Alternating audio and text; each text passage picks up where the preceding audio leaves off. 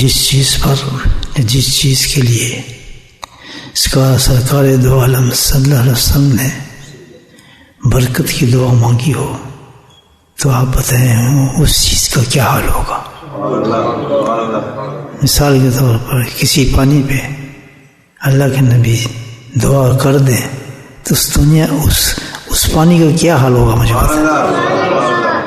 اس کے مقابلے میں کچھ چیز ہو سکتی ہے. پھر جس چیز کے لیے سرکار دعا فرما دے تو اللہ سبحانہ تعالیٰ نے اس مہینے میں جو رجب ہے نبی کریم صلی اللہ علیہ وسلم نے اس مہینے کے لیے بالکل نافی فرمایا کہ اللہ کہ رجب کے اندر تو برکت ہوتے دے بس. تو آپ دیکھیں مطلب کیا ہوا.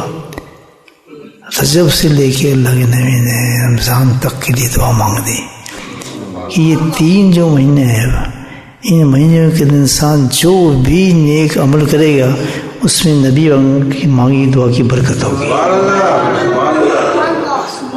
اب یہ پورے سال سے الگ ہو گئے یہ مہینے 3 کیونکہ اس میں برکت کی دعا مانگ دی نبی پاک صلی اللہ علیہ وسلم نے. ہر چیز میں جو نیک عمل کرے گا انسان اس میں برکت ہوگی.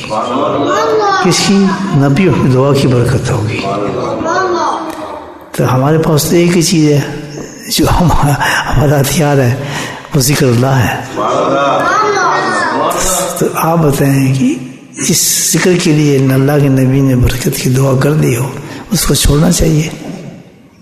سب سے بڑی بدقسمتی ہوگی کہ بغیر کسی مجبوری کے بغیر کسی بات کے بندہ اس ذکر کی مجلس کو چھوڑ دے اور وہ بھی رجب کی ہو شعبان کی ہو رمضان کی ہو. کیا خصوصیت ان کی؟ اس میں کیونکہ نبی پاک نے دعا مانگی ہے اس کی برکت کی.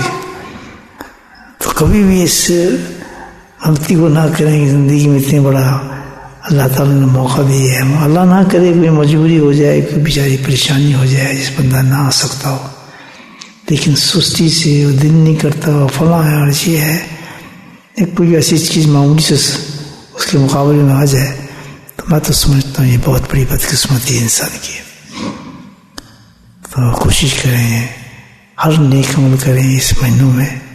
اور بالخصوص ہمارے پاس تو اللہ کا ذکر اللہ نے دیا ہوا ہے خوب. اس میں جو ہے عام مہینوں میں جہاں برکت ذکر کرتے ہیں کئی گنا یہ اب ذکر کی مجالس مختلف ہوں گی کئی گنا.